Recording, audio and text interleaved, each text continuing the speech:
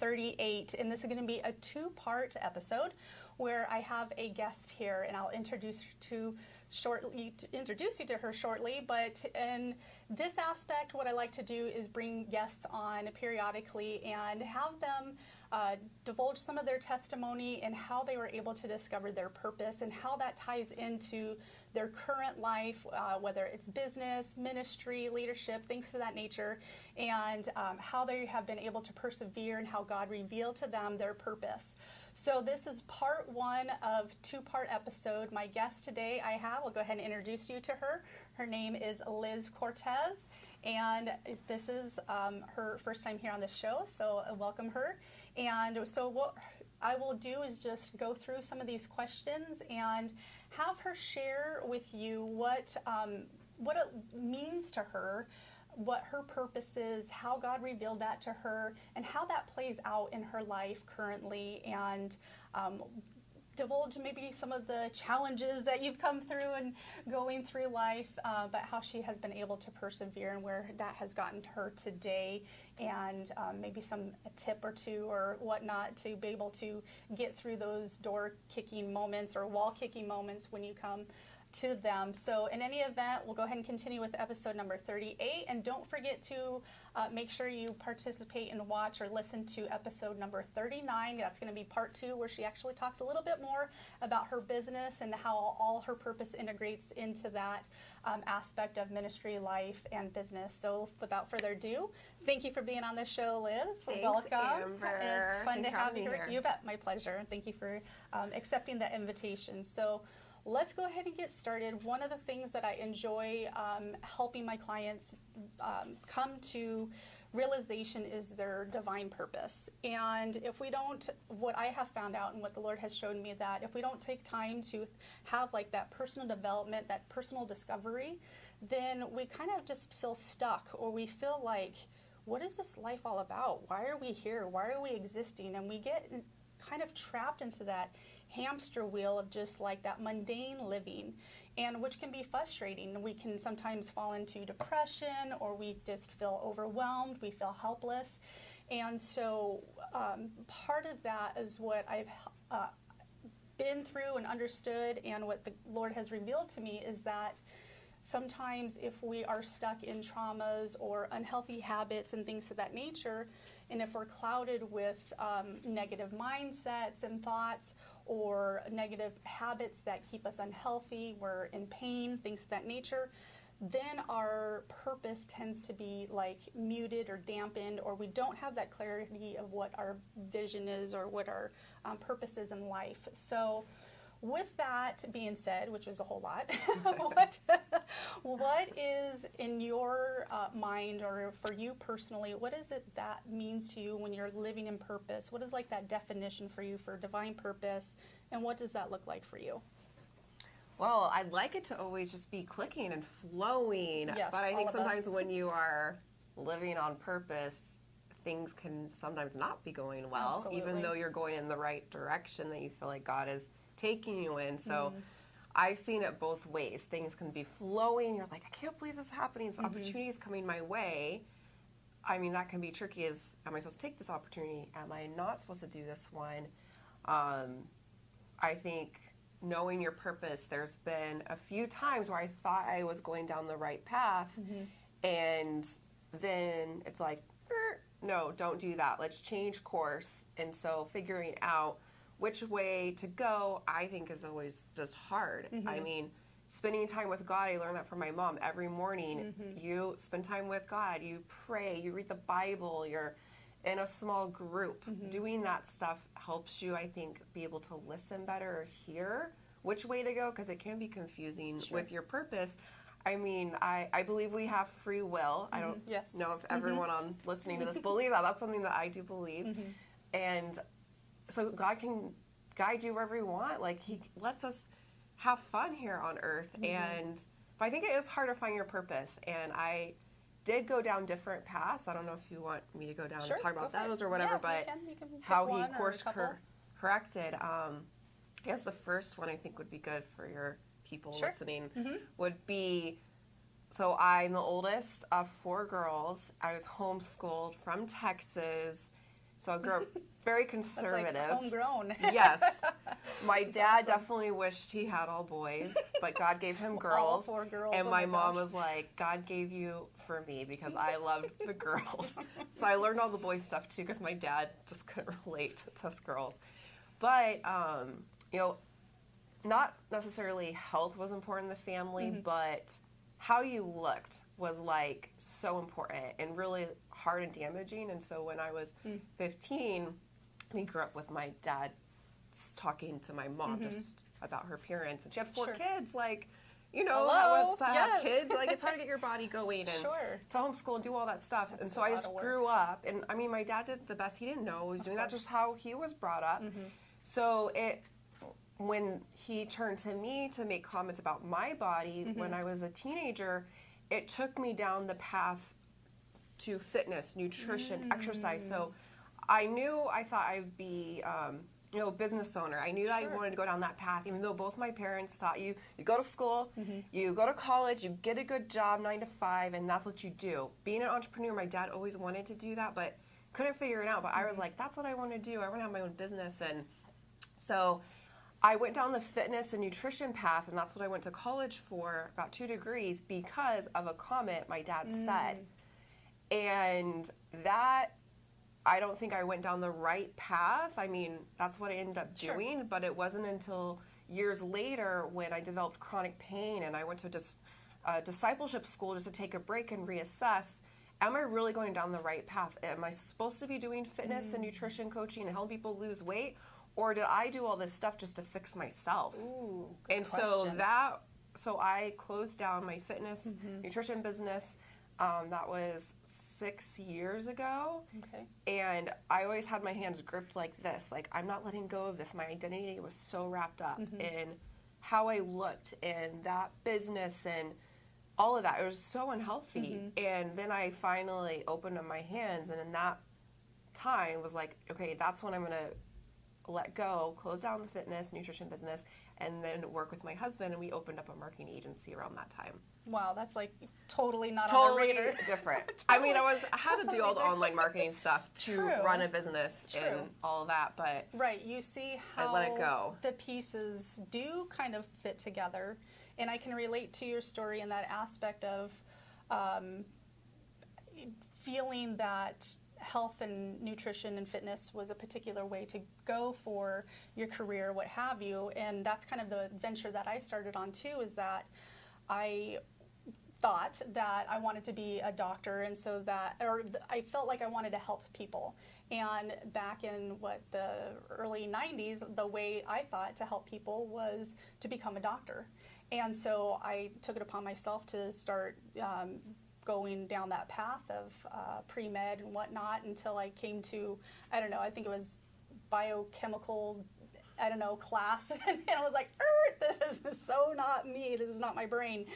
So that was that left turn that you kind of got to, that I was like, and so definitely I can see that. But what I like and what I hear also is there was something that was ignited that existed in reference to entrepreneurship.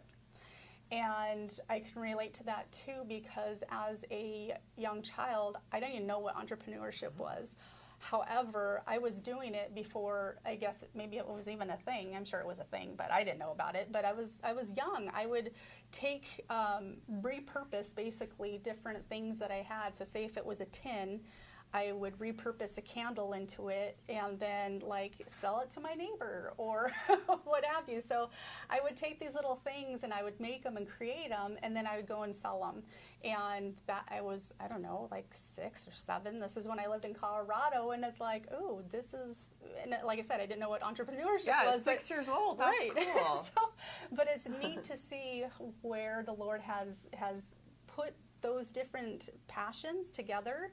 And you wanted to help people, and you thought the way to try and help yourself, there was a void there that you're felt, that you had, and it was, this is the way to go. But then you had that moment where you're during discipleship school, you're you reevaluated.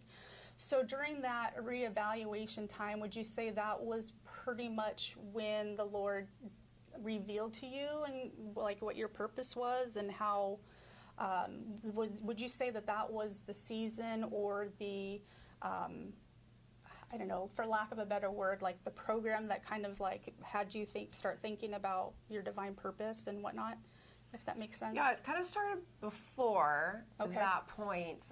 My husband, he was opening up a restaurant, and we invested in some companies as well, and just there was betrayal and embezzlement, all that stuff had happened, and us, being Christians, we weren't in on what was going on, and we're kind of naive, trusting what they were saying. And so we went through a really hard financial, friendships, everything changed. And so God started working on both of us around that time. That was around 2011, so right after we got married. And I'm thankful that I did have a fitness business to help us during that season while he just, got a job at a restaurant and just was trying to do that. So he started moving in my husband's life and mine at the same time, and kind of moving us out. So Robert is out of the restaurant industry. That's where he spent most of his life working and doing that. Then for me, fitness, nutrition was what I started doing when I was 14, when I coached gymnastics, and my coach didn't show up to practice, so I just stood up and taught him. That's and leadership. That's leadership. Got it. And I'm like, we're not going home. We need to do this. That's awesome. So he was preparing us before that, and we both went through the school at separate times because it took 6 days a week, and it was like 5 hours a day, 6 hours some days. And so it started before, but it wasn't until I was in the school that is when I just really, I think was probably the first time fully open to, okay, God is in control. Like he knows what's best for you. Like, and we listen and follow, and like he'll guide you where to go, and that's when I opened my hands. And so in the school, I think it was more like releasing the feelings or the processing the stuff and letting go. And I mean, anyone else that went through the school, they got something totally different out of it, but for me it was just my identity is what needed to be pulled apart. And so then after the school, then we're able to grow our company, and it was cool. I graduated from the year-long program, and that same month, we do a podcast for Saddleback Church, and they were going on tour in this RV around the country for the podcast. And so my husband's on tour, traveling around with his best friend. I am on a mission trip in Mexico. I just finished the discipleship school. We're not even focused on our business that month, and that is when we hit a really big financial milestone. I'm like, we're not even in town to hit that. That was 18 months of us having our company. And that is, I think, when I saw, I felt like when you are following your purpose, at that time we both were like, we don't care how much money we're making in our business, and as long as our clients are taken care of, we don't need new clients. But then we're both focused on ministry. And then God's like, oh, here you go. Here's some clients. And we're like, what? Like, so beautiful. I think those are cool. I mean, that's not the reason why we do it, but those little things are like, okay, I think I'm doing the right thing that I'm supposed to be doing, or like, what is my purpose? And then it's just our company's grown, and no, it's awesome. Like his provision, his provision for not only for you guys to both have your own space, and like you said, he was working on both of you at the same time.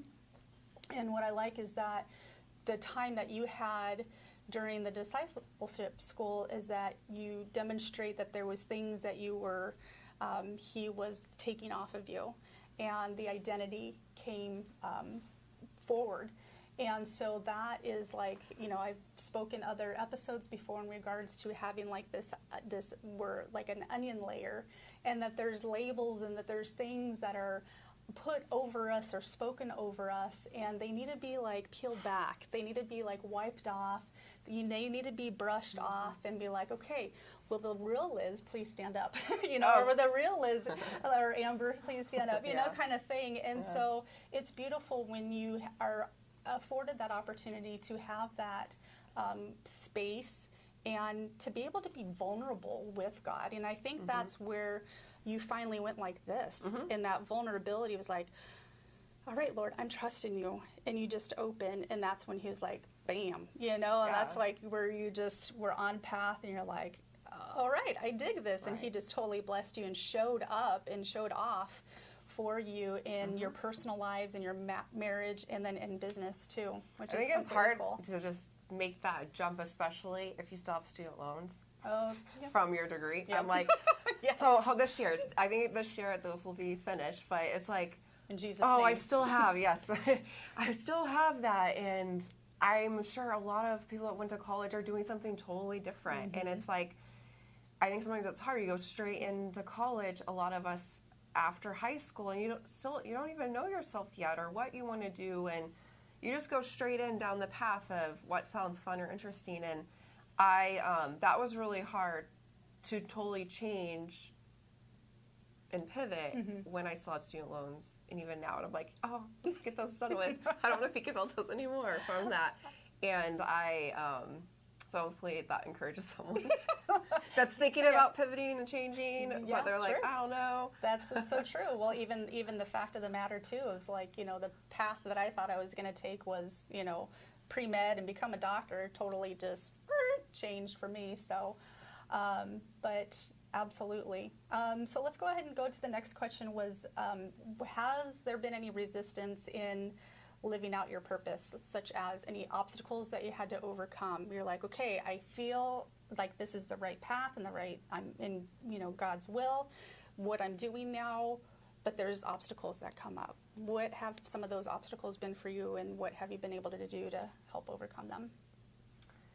Well, I mean, we are on camera right now. Yes. And so with fitness, you have a certain look, and people expect you. So when I first got the chronic pain that came on, people would ask me all the time, am I pregnant? And I'm like, what? Like, Oh, and no. we've been married, it'll be 10 years this summer, and I guess that's a touchy subject for anyone that hasn't got pregnant in 10 years or whatever, but that was really hard when that came on. So I was still like wrapped up in how I looked, and that took time, and now like I feel the healthiest and I'm the most comfortable with how I am now, and it showed up on camera. I mean, people that followed my videos from before YouTube and then to now, and even like yesterday I was doing some promotion little videos about interviews on Instagram stories, and they're like, oh, just your presence on camera, like it's changed. If you were my friend or someone watching, and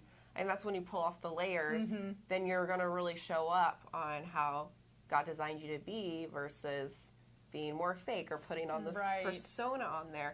So that was a huge one, like the weight and body image stuff, and you could even say, oh, you're crazy, like what are you even saying? Like, but I know it happens. It doesn't matter where you are. You can have just stuff that happened to you, and that's what's with your head. Absolutely. So I think that was the biggest one, and now, it barely creeps up. I don't get nervous anymore about how I look or how I'm coming across. It's a lot more natural and authentic, which I think that's really great, because when you have an online business or you're on social media, you need to be filming videos. Sure, you need to be doing podcast interviews. Like any business, you need to be showing up, and in our case, my husband can be behind the scenes doing stuff. He doesn't have to show up all the time, but there needs to be someone in your company that does show up and is the face. Doesn't matter if you're a dentist or home remodeler, kitchen remodeler, there needs to be someone showing up and doing that personal connection through video. Yes. And so that was a big thing. Good. But you're People able might to see it silly, but well, it's big for me. But it was an obstacle because that you were able to overcome, because even though it was something that started in your teens and you noticed where it came from, but you were able to persevere through it, even through the hardship of the chronic pain, but still show up, you know? I mean, there was probably a time or a season where you were back behind the scenes healing and dealing with stuff, and that's just the nature of healing, and that's okay if you have to digress from whatever role you're playing in order to get your own internal healing, because once you're healed and the layers are removed and your true identity is forward, then you can show up and you do show there's like a certain radiance about you, or there's something that translates different to your clients or to the audience and things of that nature. So it's not to say that personal self-care is selfishness. By all means, it's not, because we all need it, and that way we can be productive and efficient servants to help other people. So let's see, what does divine living and purpose do for you? So like, what does it do? Like when you know you're on the right track and you're helping clients and stuff, like what does that do for you internally? Like what kind of like joy, or is there like, you feel like a sense of accomplishment, or is that your sense of success? What does that look like for you?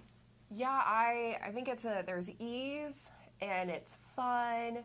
I mean, if I list out all the activities I do for our company, not all of them are fun, but there's different times, a lot when I'm working with the client and we're on a call together, that's when it's really fun, or when they really love what I wrote. So again, it's like I still have to watch through everything, identity, through success, because I know that's my thing, and I have to keep that in check.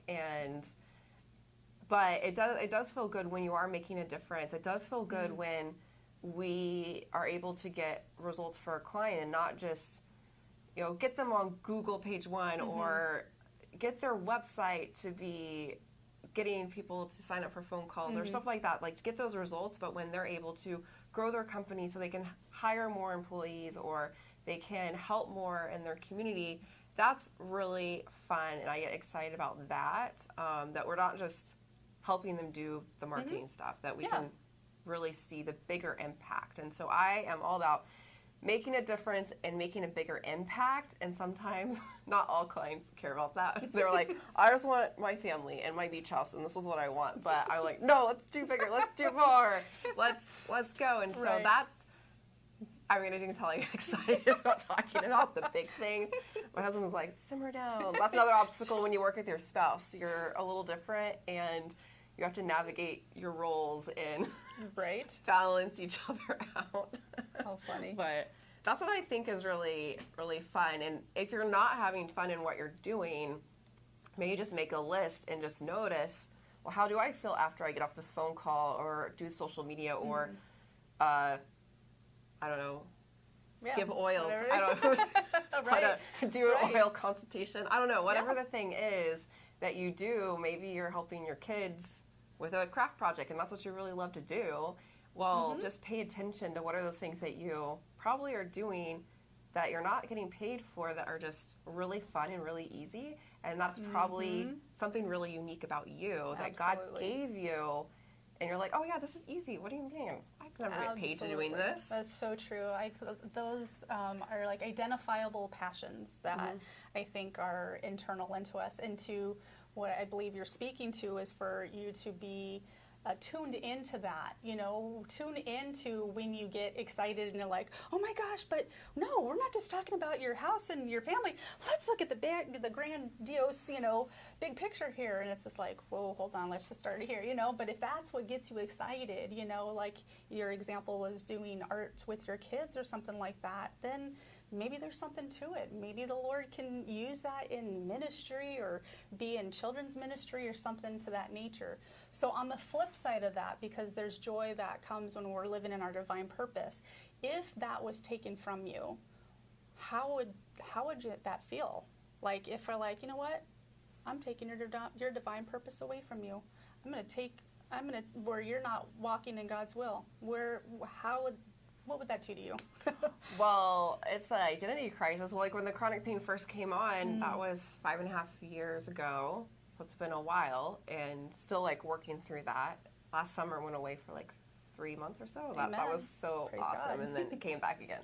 So we're still working on that. But it was just identity crisis. I didn't know what to do. If I'm not fitness girl, like who am I? Like what can I do? And even though I had all this other stuff that I was doing, like online marketing, I've been doing that for 6 years at the same time with fitness. Like I was helping and coaching other people through a mutual friends program. And but I didn't see it. My eyes were so focused on the one thing. And so I think when you go through a challenge or there's a roadblock, something happens, just be really aware, because when we have hindsight and look back, you're like, oh, I see what's happening. Like even the hard times with our marriage that first year, I look back and I'm like, wow, look at the huge impact to the kingdom that we've had. If we would have let all the things that we came across get in the way and got divorced and like went down that path that looked like we were going down there, like none of this would have happened. And so,